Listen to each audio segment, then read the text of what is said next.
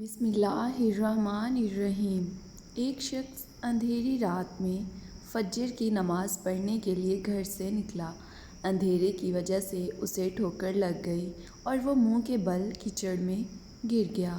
کیچڑ سے اٹھ کر وہ گھر واپس آیا اور لباس تبدیل کر کے دوبارہ مسجد کی طرف چل دیا۔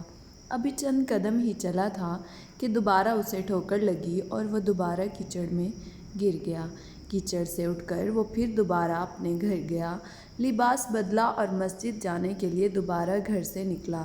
جیسے ہی وہ اپنے گھر سے باہر نکلا تو اس کے دروازے پر اسے ایک شخص ملا جو اپنے ہاتھ میں روشن چراغ تھامے ہوئے تھا۔ چراغ والا شخص چپ چاپ نمازی کے آگے مسجد کی طرف چل دیا۔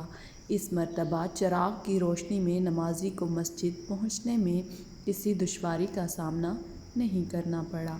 وہ خیریت سے مسجد پہنچ گیا۔ مسجد کے دروازے پر پہنچ کر چراغ والا شخص رک گیا۔ نمازی اسے چھوڑ کر مسجد داخل ہو گیا اور نماز ادا کرنے لگا۔ نماز سے فارغ ہو کر وہ مسجد کے باہر آیا تو وہ چراغ والا شخص اس کا انتظار کر رہا تھا تاکہ اس نمازی کو چراغ کی روشنی میں گھر چھوڑ آئے۔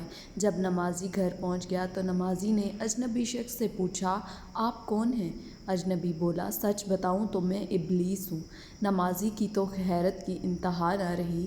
اس اجنبی کی یہ بات سن کر نمازی سوچنے لگا، ابلیس شیطان کیسے مجھے مسجد تک چھوڑ سکتا ہے؟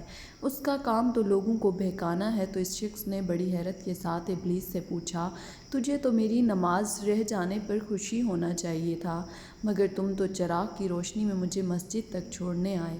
ابلیس نے جواب دیا کہ جب تمہیں پہلی ٹھوکر لگی اور تم لباس تبدیل کر کے مسجد کی طرف پلٹے تو اللہ تعالیٰ نے تیرے سارے گناہ معاف کر دیے۔ جب تمہیں دوسری ٹھوکر لگی تو اللہ تعالیٰ نے تمہارے پورے خاندان کو بخش دیا، جس پر مجھے فکر ہوئی کہ اب اگر تمہیں ٹھوکر لگی تو اللہ تعالیٰ کہیں تمہارے اس عمل کی بدولت تمہارے سارے گناہوں کی مغفرت نہ فرما دے، اسی لیے میں چراغ لے کر آیا ہوں کہ تم بغیر گرے مسجد تک پہنچ جاؤ۔ اس شخص نے جیسے ہی یہ بات سنی تو اس نے اللہ تعالیٰ کی بارگاہ میں اپنا سر جھکا کر اللہ کا شکر ادا کیا۔